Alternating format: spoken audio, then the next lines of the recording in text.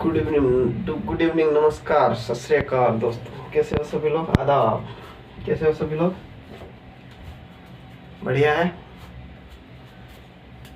चलो, तो क्या शुरू करना है हमें? हमारा पॉलिटी चल रहा था, ठीक है। पॉलिटी चल रहा था।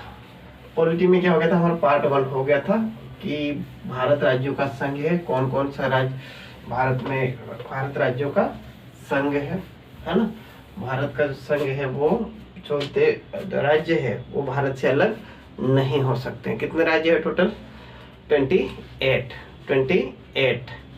और 8 यूटी 28 यानी 28 राज्य और 8 केंद्र शासित प्रदेश है, ठीक है। चलो, 28 राज्य और 8 केंद्र शासित प्रदेश है ना। इसके बारे में हो गया था। पहला आर्टिकल नंबर पहला क्या कहता है? भारत यानी इंडिया अर्थात भारत राज्यों का संघ होगा। India that is a Bharat shall be union of states, ठीक है। दूसरा जो है हमारा क्या हो जाएगा? कोई भी राज्य है ना, कोई भी बाहरी राज्य जो भारत में मिलना चाहता है वो मिल सकता है, ठीक है। तीसरा हमारा आर्टिकल तीसरा क्या हो जाएगा? अनुच्छेद नंबर 3 क्या हो जाएगा? अगर भारत के राज्य को कोई नाम चेंज करना है या उसकी सीमा में परिवर्तन करना है या फिर किसी राज्य को मिलाना है या अलग करना है, ठीक है, तो आर्टिकल नंबर 3 के तहत किया जाएगा।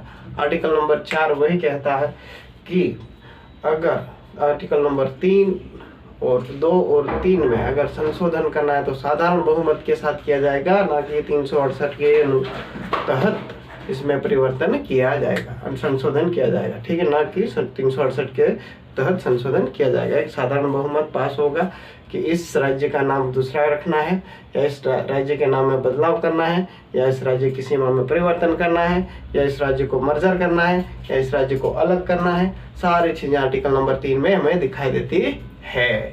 कोई दिक्कत नहीं यहाँ पर। चलो ठीक है, आगे हम स्टार्ट करते हैं। देखते हैं यहाँ पर हमारा अगला जो पार्ट है पार्ट 2। पार्ट 1 कंप्लीट हो गया। पार्ट 2 जो होता है वो नागरिकता, सिटीजनशिप, ठीक है। पार्ट 2 में क्या होता है? सिटीजनशिप, है ना, नागरिकता। पार्ट 2 नागरिकता क्या होती है? या सिटीजनशिप, नागरिकता, ठीक है। नागरिकता यानी कि सिटीजनशिप। ठीक है, क्या होता है? सिटीजनशिप नागरिकता क्या होती है इसके बारे में हम चर्चा करेंगे, ठीक है। ध्यान से सुनना। नागरिक होता कौन है? ठीक है, ऐसे देश जहां पर लोगों को सिविल और राजनीतिक अधिकार प्राप्त है। कौन कौन से? सिविल और राजनीतिक अधिकार। सिटीजनशिप की बात करें तो कौन कौन से अधिकार राइट होते हैं? सिविल और राजनीतिक, सिविल एंड राजनीतिक, पॉलिटिकल राइट यानी कि सिविल राइट यानी कि सिविल अधिकार और राजनीतिक अधिकार जिसके पास है वो उस देश का नागरिक कहलाएगा। किसी भी देश में कि लोगों को जो सिविल और राजनीतिक अधिकार प्राप्त होते हैं उसे उस देश का नागरिक कहा जाता है। Got it?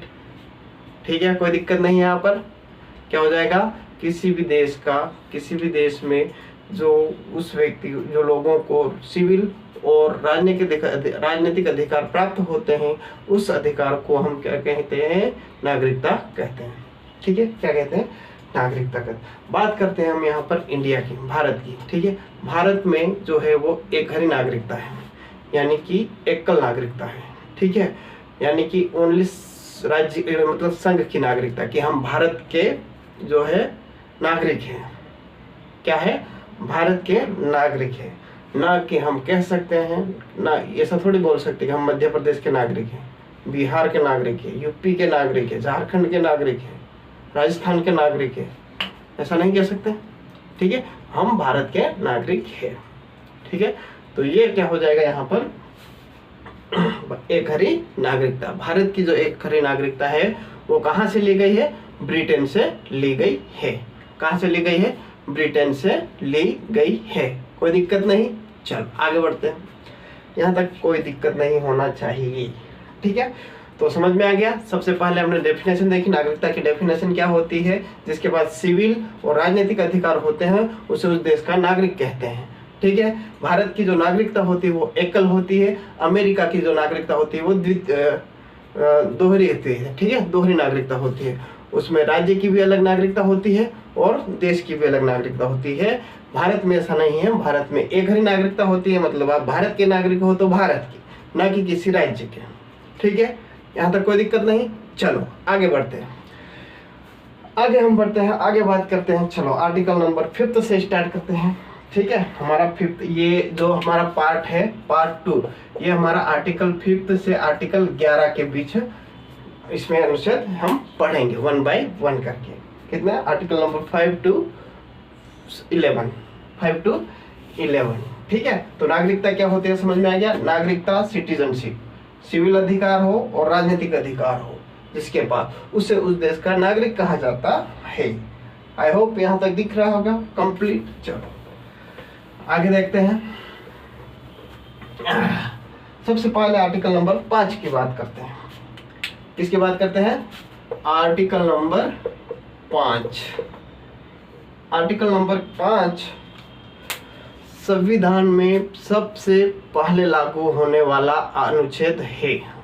आर्टिकल 5 जो है संविधान में सबसे पहले लागू होने वाला आर्टिकल अनुच्छेद है। दरअसल क्या था, उस समय संविधान नया नया लागू हुआ था, समझ में नहीं आ रहा था कि कौन व्यक्ति भारत का नागरिक रहेगा, कौन पाकिस्तान का रहेगा, कौन बाहर का रहेगा। ठीक है, भारत पाकिस्तान का विभाजन हुआ था जिसके कारण बड़ा कंफ्यूजन हो रहा था, इसीलिए इस आर्टिकल को लाना बहुत ही ज्यादा जरूरी था। ठीक है, यहाँ तक कोई दिक्कत नहीं। चलो आगे बढ़ते हैं। ठीक है, भारत के संविधान में क्या आ जाएगा, भारत के संविधान में लागू होने वाला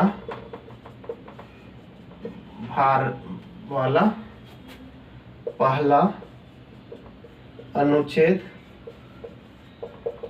5 है। कोई दिक्कत नहीं है यहाँ पर। ठीक है, सबसे पहले लागू होने वाला अनुच्छेद कौन सा है, तो आर्टिकल नंबर 5। Article number 5। अब ये किसके लिए लागू होता है, दिख रहा है यहाँ पर, क्लियर दिख रहा है, कोई दिक्कत नहीं है। चलो, भारत के संविधान में लागू होने वाला पहला अनुच्छेद कौन सा है, 5, आर्टिकल नंबर 5, आर्टिकल नंबर 5। ठीक है, चलो बात करते हैं हम यहाँ पर आर्टिकल नंबर 5 में कौन कौन भारत का नागरिक हो सकता है, कौन कौन भारत का नागरिक रहेगा।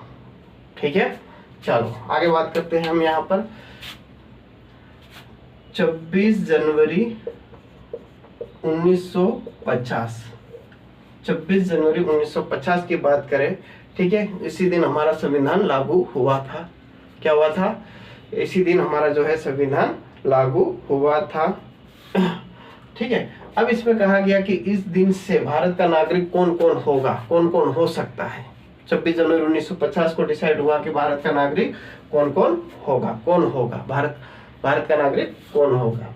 ठीक है, तो सबसे पहले हम बात करते हैं जिसका जन्म भारत में हुआ हो, जिसका जन्म यानी कि 26 जनवरी 1950 को जिसका जन्म भारत में हुआ हो, भारत में हुआ।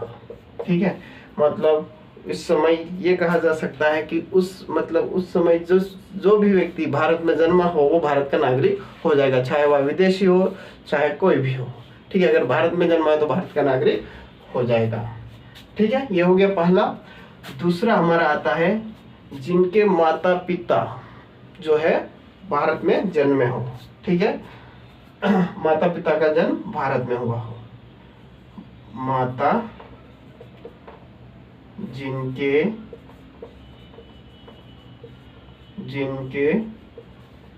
माता पिता का जन्म भारत में हुआ हो, भारत में हुआ हो, ठीक है। जिनका जन्म भारत में हुआ हो। दूसरा, जिनके माता पिता का जन्म भारत में हुआ हो, कोई दिक्कत नहीं है। तीसरा, 26 जनवरी 1950 के 5 वर्ष पूर्व से भारत में रह रहा हो, ठीक है। 26 जनवरी 1950 से 5 वर्ष पूर्व, 5 वर्ष पूर्व भारत में रह रहा हो, भारत का नागरिक कहलाएगा। भारत का नागरिक, उसे नागरिकता प्राप्त हो जाएगी, उसे नागरिकता प्राप्त हो जाएगी। 3 कंडीशन, 26 जनवरी 1950 में भारत का नागरिक कौन होगा ये दर्शाया गया, तो 3 कंडीशन रहेगी। वह खुद भारत में जन्मा हो, जिनके माता पिता जिनके माता पिता का जन्म भारत में हुआ हो, या 1950 यानी कि 26 जनवरी 1950 से 5 साल पहले जो भारत में रह रहे हैं वो भारतीय होंगे, ठीक है। ये भारत के नागरिक कहलाएंगे, ये भारत के नागरिक कहलाएंगे, ये भारत के नागरिक कहलाएंगे, कोई दिक्कत नहीं। पार्ट 2 में हमने आर्टिकल नंबर 5 की बात करी है। 26 जनवरी 1950 को हमारा संविधान लागू हुआ, उसमें डिसाइड किया गया कि कौन भारत का नागरिक रहेगा, कौन नहीं रहेगा, ठीक है। तो जिसमें कहा गया कि जिसका जन्म भारत में हुआ हो भारत का नागरिक हो जाएगा, जिनके माता पिता का जन्म भारत में हुआ हो, जिनके माता पिता का जन्म भारत में हुआ हो, भारत का नागरिक हो जाएगा। 26 जनवरी 1950 से 5 वर्ष पूर्व भारत में रह रहा हो, वो भारत का नागरिक हो जाएगा, कोई दिक्कत नहीं, यहाँ तक कोई दिक्कत नहीं। आई होप सो कोई दिक्कत नहीं है, ठीक है। अगला आर्टिकल नंबर 6, आर्टिकल नंबर 6 की बात हम करेंगे, ठीक है।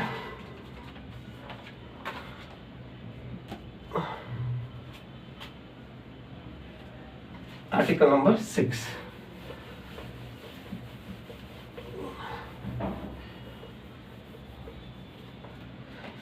अब हम बात करते हैं यहाँ पर आर्टिकल नंबर 6 की। आर्टिकल नंबर 6, ठीक है।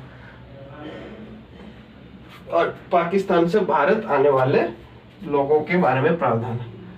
पाकिस्तान से भारत आने वाले लोगों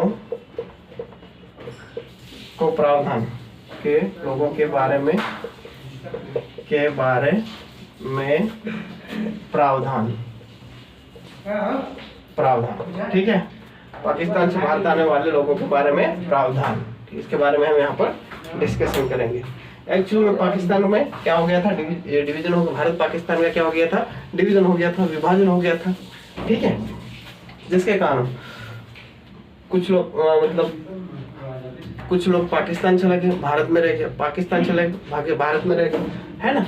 अब जो लोग पाकिस्तान से भारत आना चाहते हैं, ठीक है, पाकिस्तान से भारत आना चाहते हैं, जो जल्दबाजी में चले गए हो, गलती से चले गए हो, वो वापस भारत आना चाहते हैं, तो पाकिस्तान से भारत आने वाले लोगों के बारे में प्रावधान की हम यहाँ पर बात करेंगे, ठीक है।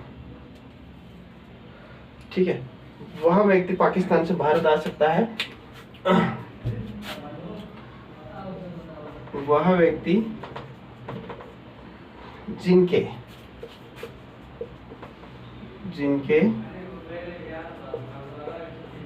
माता पिता, दादा दादी,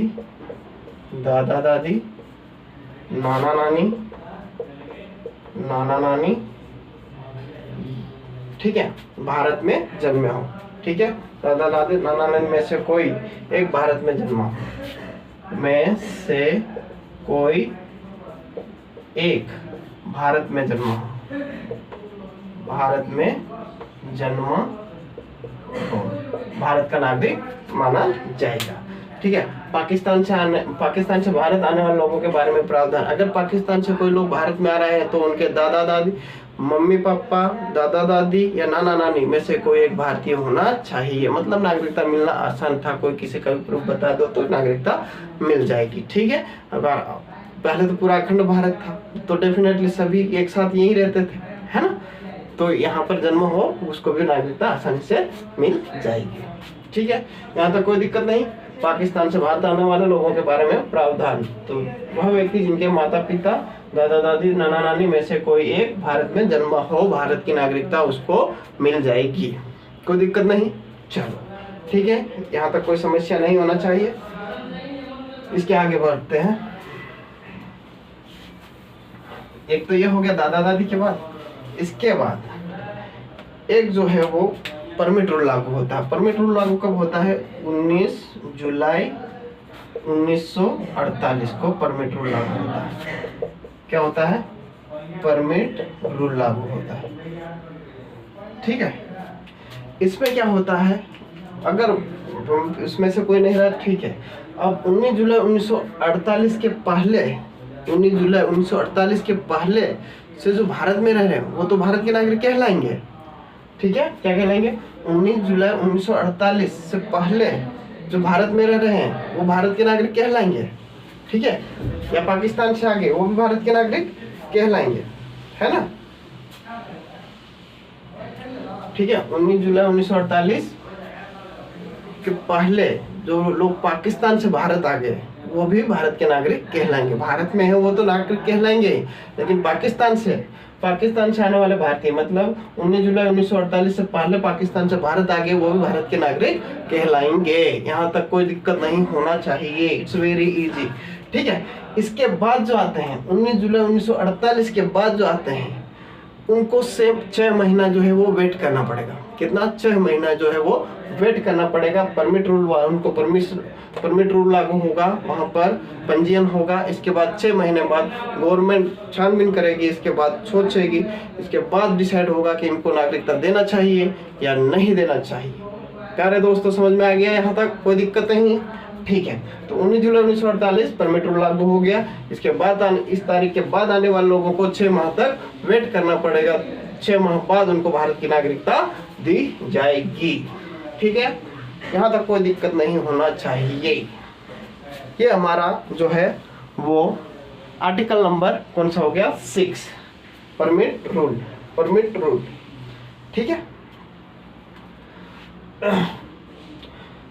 फिर 6 महीने के बाद क्या होगा? पंजीयन कराना, पंजीयन के माध्यम से भारत की नागरिकता उनको मिल जाएगी। ठीक है, 6 माह बाद पंजीयन के माध्यम से जो है वो भारत की नागरिकता मिल जाएगी। इसके इस तारीख के बाद में आए हैं उनको पंजीयन के माध्यम से 6 महीने बाद जो हो 6 महीने भारत में रहना पड़ेगा।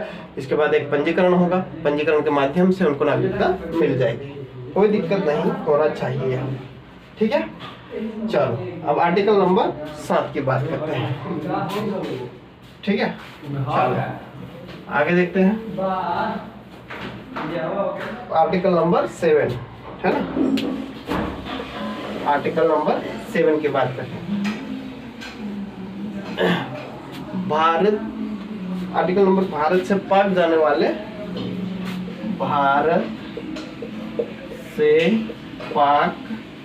पाकिस्तान, मतलब पाकिस्तान जाने वाले लोगों के बारे में प्रावधान। ठीक है, भारत से पाकिस्तान जाने वाले, पहले क्या था? पाकिस्तान से आने वाले, अब जाने वाले। अब ये क्या हो रहा है यहाँ पर ध्यान रखना है। ठीक है, भारत से पाकिस्तान चले गए थे किसी गलती की वजह, मतलब गलती से या फिर ऐसे जानबूझकर चले गए थे। ठीक है, डिवीजन हुआ था, कोई व्यक्ति इधर उधर गलती से आ जा सकता है। ठीक है, हो गया हो। तो भारत से पाकिस्तान जाने वाले लोगों के बारे में प्रावधान है। भारत पाकिस्तान चला गया है लेकिन वहाँ पर उनके साथ जो है वो अत्याचार हो रहा है। ठीक है, मतलब व्यवहार ठीक ढंग से नहीं हो रहा है। अब वो लोग वापस भारत आना चाहते हैं। भारत से पाकिस्तान चले गए लेकिन पाकिस्तान में उनको परेशान किया जा रहा, प्रताड़ना की जा रही है। ठीक है, तो वो वापस भारत आना चाहते हैं, तो उसमें उसके बारे में ये प्रावधान है, ये प्रावधान है। ठीक है, ये प्रावधान है। यदि कोई व्यक्ति 1 मार्च यदि कोई व्यक्ति 1 मार्च 1947 से पहले, ठीक है, 1 मार्च 1947 के पहले जो है भारत को छोड़कर पाकिस्तान चला जाता है तो उसकी नागरिकता खत्म हो जाती है। 1 मार्च 1947, ठीक है, 1 मार्च 1947 है ना। 1 मार्च 1946 से पहले वो भारत से पाकिस्तान चला जाता है, उसको भारत की नागरिकता नहीं मिलेगी, भारत की नागरिकता नहीं मिलेगी, ठीक है। अब जो है यहाँ पर ध्यान से सुनो, इसके पहले चला गया तो वो तो पाकिस्तान की नागरिकता मिल जाएगी उसको, ठीक है, भारत की नागरिकता नहीं मिलेगी। लेकिन 1 मार्च 1947 के बाद जाता है, 1 मार्च 1947 के बाद जाता है और 19 जुलाई 1948 के पहले लौट आता है, ठीक है। 1 मार्च 1947 के बाद जाता है, 19 जुलाई 1948 के पहले लौट आता है भारत का नागरिक, उसको भारत की नागरिकता मिल जाएगी, भारत की नागरिकता मिल जाएगी, ठीक है, भारत की नागरिकता उसको मिल जाएगी। किसको? जो 1 मार्च 1946 के बाद जाता है लेकिन 19 जुलाई 1948 के पहले भारत में वापस पाकिस्तान से लौट आता है, उसको भारत की नागरिकता मिल जाएगी। कोई दिक्कत नहीं यहाँ पर। यह आर्टिकल नंबर हमारा 7 हो गया, ठीक है। ये 2 डेट याद रखना। हालांकि ये उस समय के लिए बनाया गया था जब भारत पाकिस्तान का विभाजन हुआ था, तो बड़ी दिक्कत थी कि कौन भारत का नागरिक होगा कौन नहीं होगा, तो वहां पर क्या इमरजेंसी में बनाएंगे। अभी इसका कोई वो मतलब नहीं निकलता, औचित्य नहीं निकलता, ठीक है। चलो अब हम बात करते हैं आर्टिकल नंबर 8 की, आर्टिकल नंबर 8 की, ठीक है। आर्टिकल नंबर 8 की बात करते हैं। आर्टिकल नंबर 8 की बात करते हैं। आर्टिकल नंबर 8 क्या कहता है? अगर कोई व्यक्ति, ठीक है, क्या है, अगर कोई व्यक्ति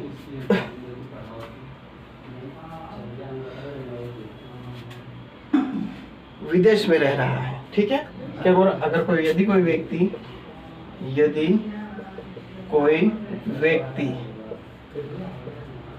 भारत से बाहर रह रहा है, भारत से बाहर।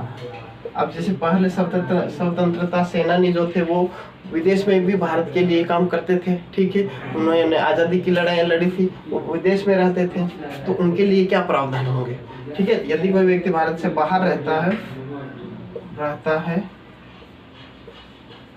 तो उसके बारे में, तो उनके बारे में प्रावधान, उनके बारे में प्रावधान, कोई दिक्कत नहीं, ठीक है। तो इसमें अगर कहा जाता है कोई व्यक्ति अगर भारत के बाहर यानी कि विदेश में रहता है तो वो भारत का नागरिक कैसे बन सकता है, ठीक है। तो सबसे पहले यही रूल लागू होगा, उसके माता पिता, दादा दादी या नाना नानी का जन्म भारत में हुआ हो, भारत में हुआ हो। भारत के दूतावास जो वहाँ पर रहते हैं वहाँ पर पंजीयन कराकर वो भारत की नागरिकता ले सकते हैं, भारत की नागरिकता ले सकते हैं। यदि व्यक्ति भारत से बाहर रहता हो, उनके माता पिता, ठीक है, माता पिता, दादा दादी, नाना नानी, ठीक है, ठीक है, भारत में जन्मे हो या उनका किसी उन सब में से किसी एक का जन्म भारत में हुआ हो तो भारत का नागरिक बन सकता है, भारत की नागरिकता उसको मिल जाएगी, ठीक है।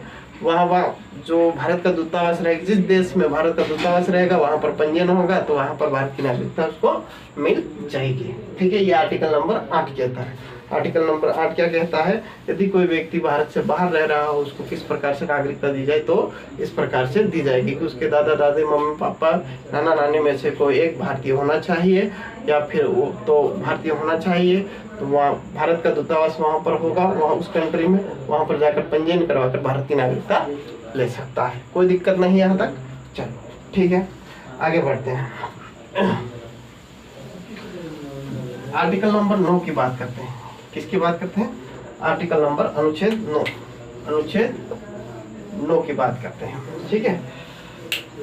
अनुच्छेद 9 ये कहता है कि सपोज कीजिए अगर कोई व्यक्ति, ठीक है, स्वेच्छा से यानी कि अपनी मर्जी से, ठीक है, किसी देश की नागरिकता ले लेता है, यानी कि विदेश में कोई जॉब कर रहा है या कोई काम कर रहा है या किसी प्रकार कुछ भी कर रहा हो, ठीक है, उसको वहाँ पर ठीक अच्छा लग रहा है, ठीक है, बोल रहा है कि ठीक यहाँ पर सब ठीक है, हम यहाँ की नागरिकता ले लेते हैं, ठीक है। तो वो व्यक्ति अगर वहाँ की नागरिकता ले लेता है, जिस देश में रह रहा है वहाँ की नागरिकता ले रहा है, तो भारत की नागरिकता जो है वो अपने आप खत्म हो जाएगी, ठीक है, स्वतः खत्म हो जाएगी भारत की नागरिकता, अगर वो किसी और देश की नागरिकता ले लेता है तो, ठीक है। तो क्या हो जाएगा, यदि भारत में रहने वाले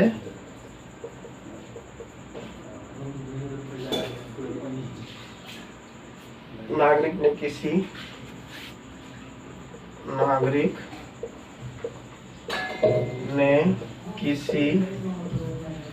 ने किसी दूसरे देश की नागरिकता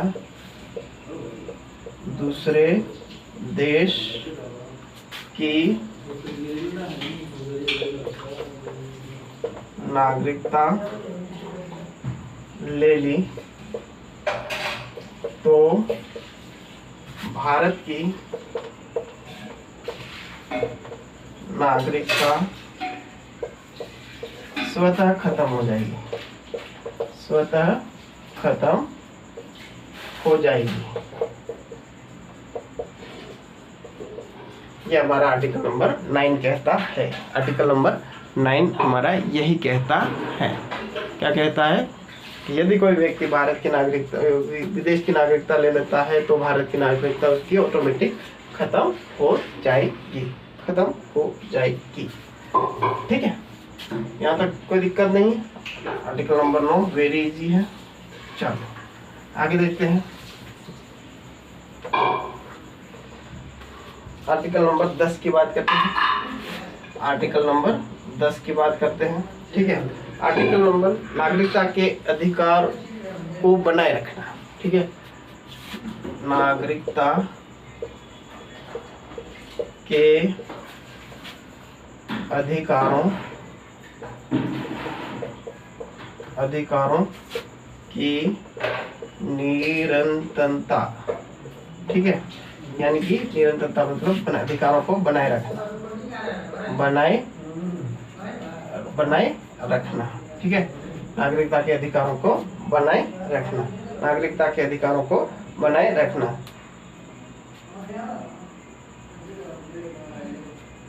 देखो भारत नागरिकता के अधिकार भारत की जो संसद चाहे जब तक चाहे वो बनाए रख सकती है, ठीक है। भारत की अगर संसद चाहे तो नागरिकों के जो अधिकार है वो मतलब जब तक चाहे बनाए रख सकती है, ठीक है। अब ये नागरिकता के अधिकार तब तक बने रहेंगे जब तक कोई व्यक्ति कोई मतलब देशद्रोही काम ना करे। क्या व्यक्ति कोई देशद्रोही काम, जैसे दिवालिया हो जाना, मतलब भारत की जो नागरिकता तब तक बनी रहेगी जब तक वो कोई अन्यथा काम ना कर दे, ठीक है। जैसे दिवालिया घोषित हो जाना, ठीक है। दिवालिया हो जाते लोग भारत छोड़कर विदेश में रहने लग जाते हैं, ठीक है। तो उसको नागरिकता के अधिकार नहीं है। इसके बाद हम बात करते हैं कोई पागल हो जाए, उसको पागल या दिवालिया घोषित हो जाए उसको, ठीक है।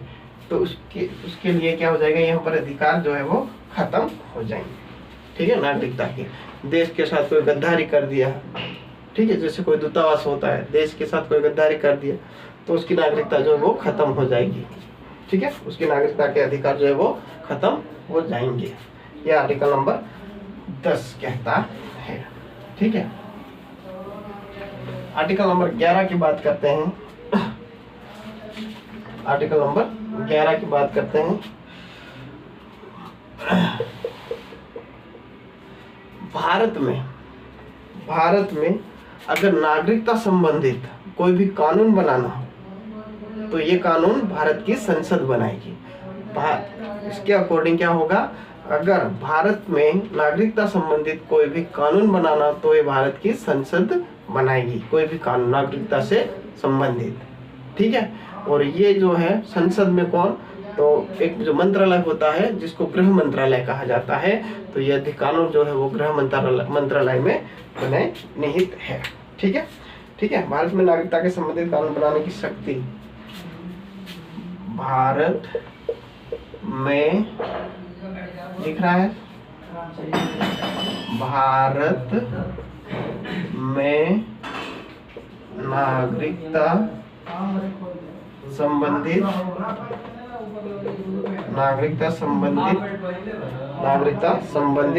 कानून बनाने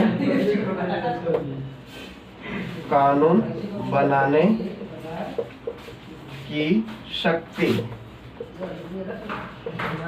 कानून बनाने की शक्ति जो है वो किसमें, संसद में निहित है, संसद में निहित है।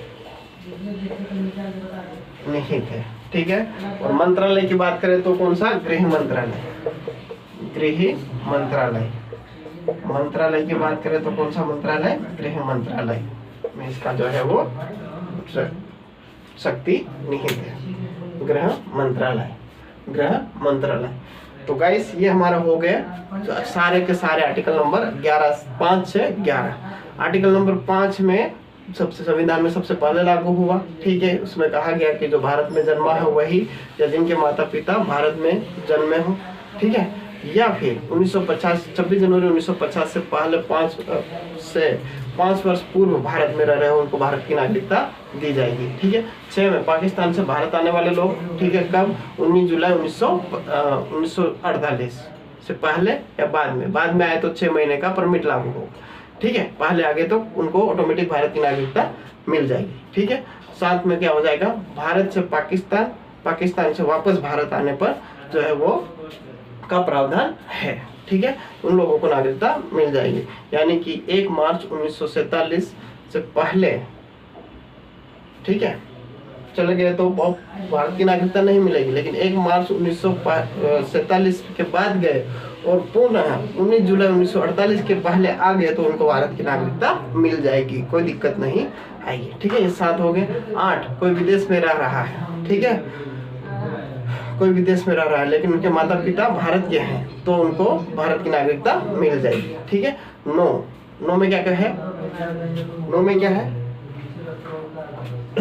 हाँ, भारत का नागरिक अगर किसी देश की स्वेच्छा से नागरिकता प्राप्त कर ले तो भारत की नागरिकता उसकी समाप्त हो जाएगी।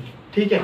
और जो है आर्टिकल नंबर 10 जो है वो, अरे ये अधिकारों, नागरिकता के अधिकारों को बनाए रखना। ठीक है, अधिकारों का बना होना, ठीक है, बनाए रखना। 11 में नागरिकता संबंधित कानून जो भी बनेगा वो कहाँ पर बनेगा, आर्टिकल 11 में, जो कि संसद में बनेगा, भारत की संसद में बनेगा और गृह मंत्रालय इसका जिम्मा है वो संभालेगा। ठीक है।